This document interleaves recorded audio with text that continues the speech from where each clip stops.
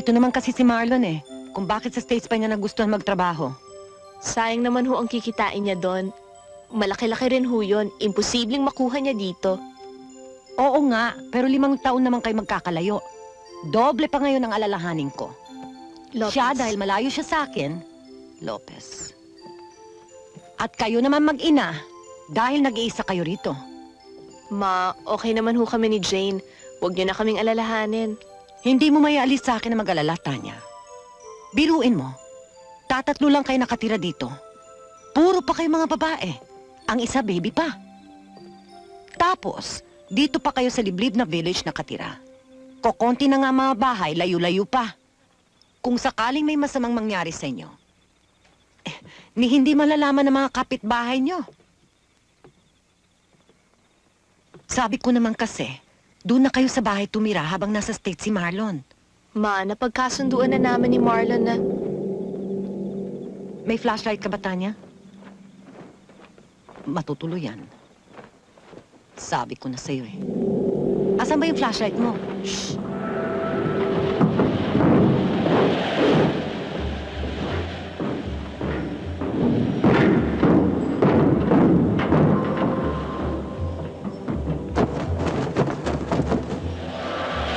Virgie, nasa ba si Jane? Jane!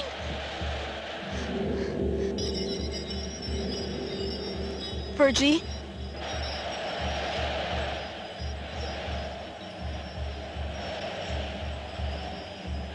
Si Jane? Asan si Jane?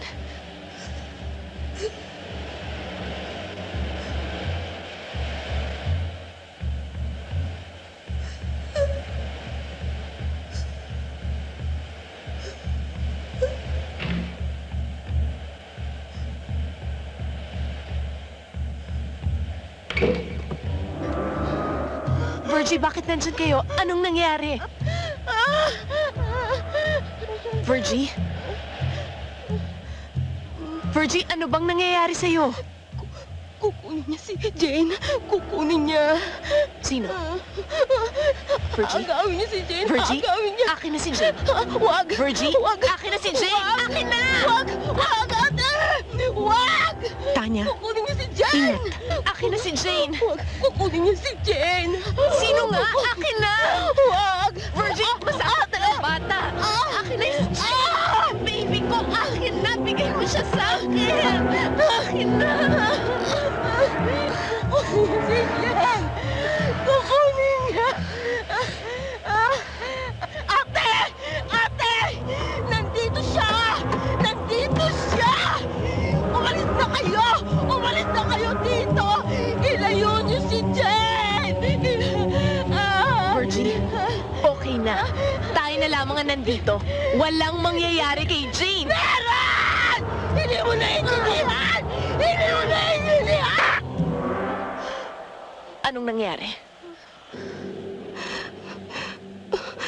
Kukunin niya si Jane. Kukunin niya si Jane. Huwag niyong iiwang mag-isa si Jane, ha, ate?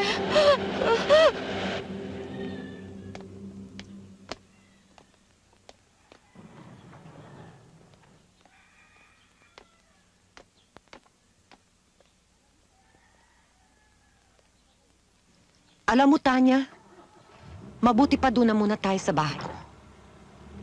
Wag na po, Ma. Maghahanap na lang ho ako kaagad ng bagong yaya ni Jane. Eh di habang hindi ka pa nakakakitang kapalit ni Virgie, sama-sama na muna tayo doon sa bahay. Hindi naman po ganun kahirap maghanap ng bagong yaya. Baka bukas lamang po may makita na ako. Ikaw ang bahala.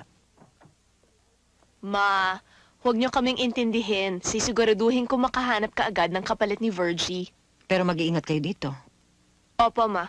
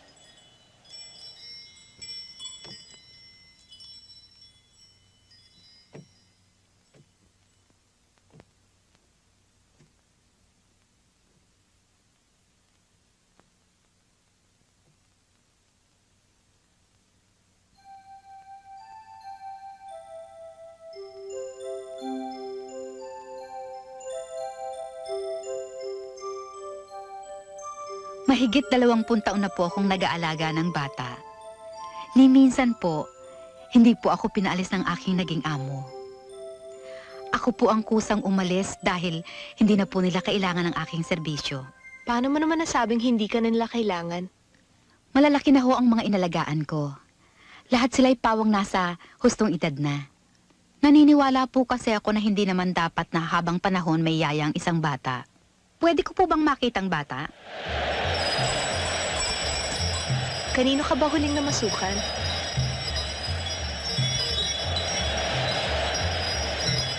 Aida, bakit? Masama bang pakiramdam mo? Kailangang makita ko ang bata. Sige. Halika.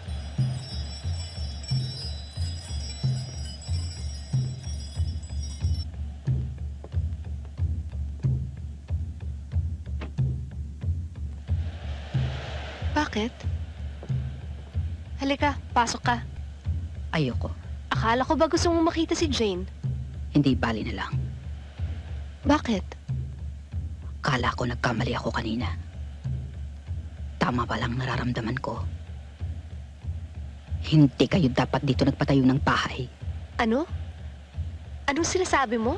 Maraming bagay ang hindi nakikita at nararamdaman ng isang pangkaraniwang taong katulad mo.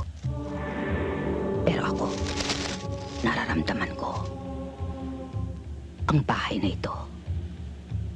Ang lupang kinatitirikan ng bahay na ito ay punong-puno ng maligno at masasamang espiritu. Noong araw, maraming masasamang bagay ang naganap sa lugar na ito. Maraming pinatay. Mga bata, matatanda. Maraming buhay ang isinakripisyo. Tumanak ang dugo. Hindi sila matahimik. Nandito pa sila. Hindi makalis sa mundong ito. Aida, imposibleng sinasabi mo. Bagong-bago ang subdivision na to. Matagal na panahon nang naganap ang mga bagay na ito. Matagal na. Daang taon nang nakakalipas. Pero walang kamatayan ng mga kaluluwa. Naririto pa rin sila. At muling magaganap ang... Kailangan ko na hong umalis. Kung ako sa inyo, aalis na ako. Sandali lang. Ngayon din. Hindi na ako dapat nagpunta rito. Hindi niyo na ako kailangan. Dahil may yaya na ang anak niyo. Siya. Tandaan ninyo, isarado niyong lahat ang mga bintana at pintuan ng bahay na ito. Huwag na huwag niyo siyang papapasukin. Mag-ingat kayo sa hangin. At kahit kailan, huwag na huwag ninyong hihiwalayan ang inyong anak. Natanggap mo ba yung sulat ko? Yung may picture ni Jane? Ang taba-taba niya ngayon, no? Babe, ingat ka lagi, ha? Huwag mong kakalimutan inuman ng vitamins mo, ha? Tatawagan ba kita sa Christmas Eve? O ikaw ang tatawag sa akin? Oh, sige na. Sige na. Loko, baka mamaya ang laki na naman ang phone bill na babayaran mo, ha? Oh, sige na. I love you. Mahal na mahal na mahal na mahal kita. Gago. I miss you. Bye.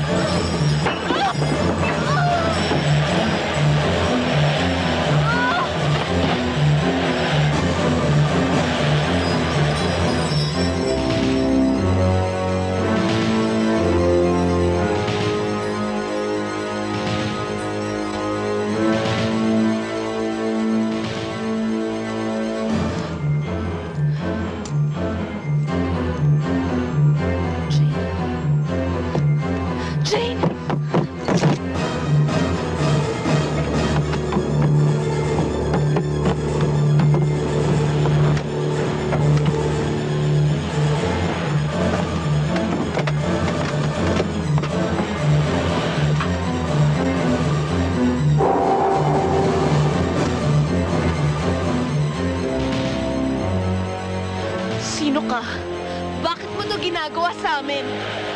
Hindi mo siya maaagaw sa akin! Layuan mo kami ng baby ko! Ah!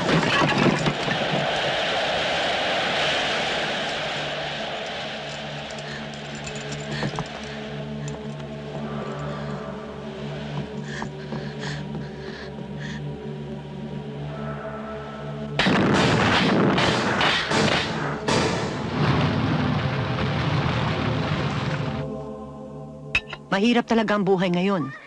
Maraming magnanakaw. Siguro, alam nung magnanakaw na nag-iisa ka dito sa bahay, kaya... Hindi magnanakaw yun, Ma. Sigurado ko, nakita ko! Eh ano yun? Natatandaan niyo ba nung nandun kayo nung isang araw? Nung parang nabaliw si Virgie? Hindi ho ba? Biglang nag-brown out? Pagkatapos nun, nakarinig tayo ng parang lumilipad at parang tumatakbo. Hindi ba, Ma? Tanya, kung ano-ano naman ang iniisip mo. Totoo na nag-brown out. Totoo rin na parang may narinig tayong parang lumilipad. Kaya lang, siguro ano lang yun? Mga kurtinang nilipad ng hangin? Pero yung sinabi ni Virgie, Si Virgie pa naman, paniniwalaan mo? Tingnan mo tuloy ang nangyari sa kanya. Sa sobrang matatakutin, kung ano-anong ini-imagine. Kaya ayun, natuluyan. pero matotoo ang... Tanya, hindi mo dapat iniwan bukas ang bahay niyo. Para kang nag-imbita ng magnanakaw. Lahat ng pinaghirapan niyong ipundar ay nandun. Natakot talaga ako, Ma, kaya ako nagmamadaling umalis. Chuck, ipagmaneho mo ang ate mo. Bumalik kayo sa kanila at ikandado niyo lahat ng mga pintuan at bintana. Ngayon na, Ma. Ngayon din. Ma naman, bukas na lang gabing-gabi na ho. Bakit ba? Anong oras na? Ma, 11:30 na. Bukas na lang ho. Tanya, magpahinga na kayo ni Jane.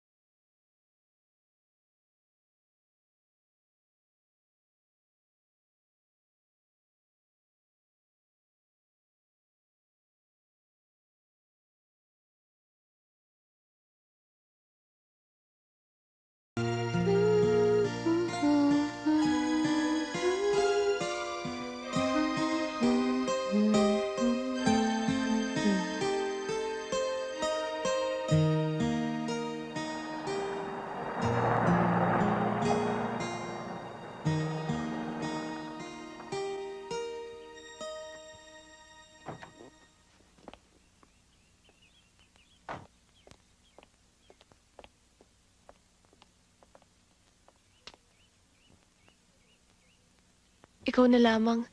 Dito na lang ako. Ako na lang papasok sa loob. Pasensya ka na, Chuck. Ayoko talagang pumasok eh. Eh, hindi ko alam kung anong kukunin ko dun sa loob eh. Ito naman, oh. Nilista ko. At kung saan nakalagay, Ito lang kukunin ko. Damit mo, damit ni Jane, diapers, mga dedepote at mga importanteng papeles sa kwarto mo. Ito lang, ha? oo, yan lang. Bilisan mo, ah. Chuck? Mag-ingat ka, ha?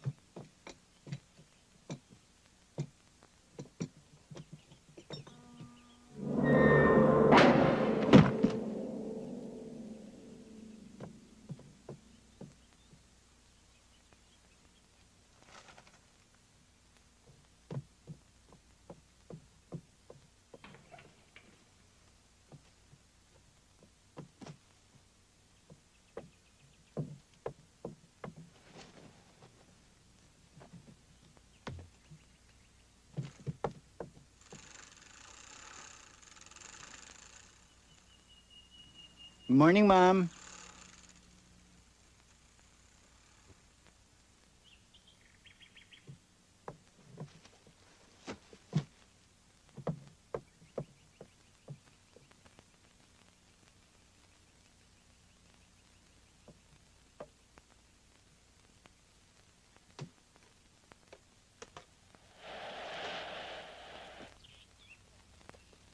Benji Paras with a hook shot.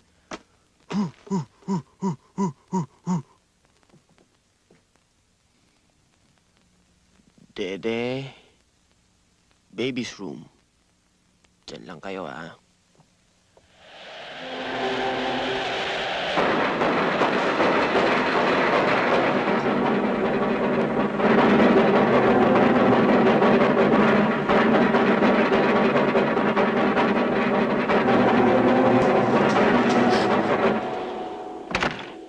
Ate?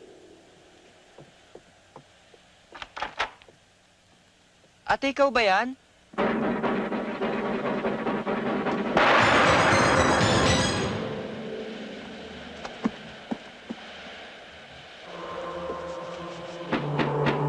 Sino yan?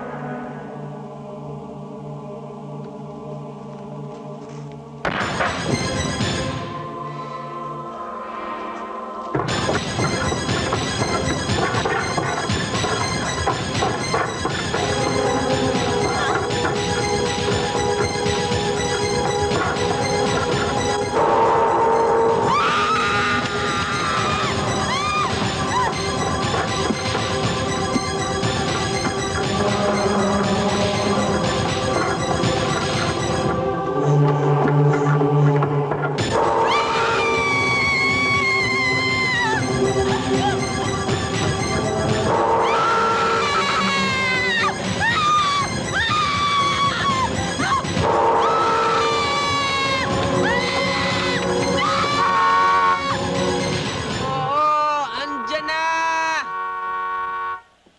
Yes! Yeah!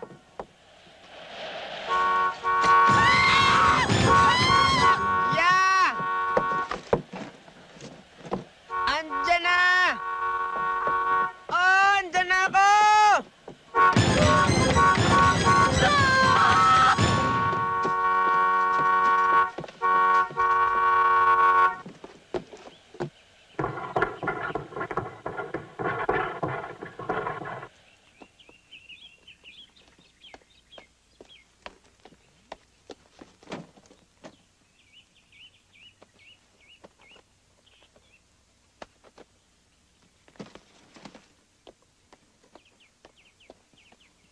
Tanya!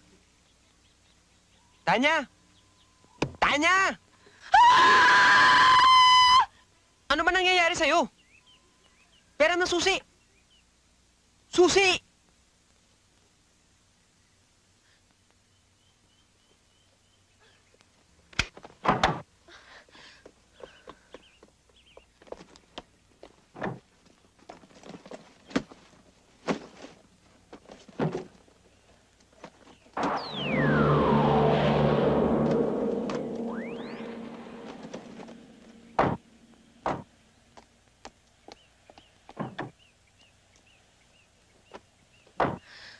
Tanya, bakit? Anong problema?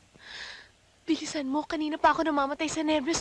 Bilisan mo. Para mo ng awa. Chuck, bilis. Okay, okay!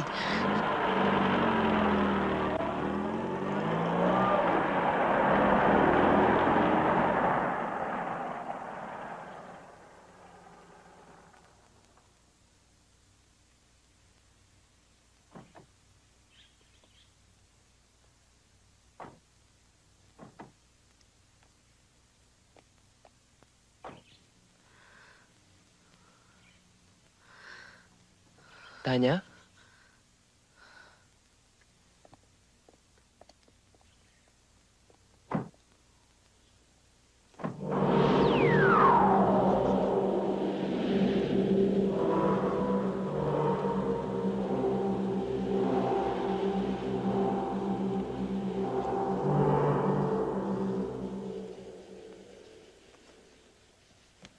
Chuck, ikaw ba nagbukas ng pintuan? Hindi ako, paano ko bubuksan yan? Baka ikaw.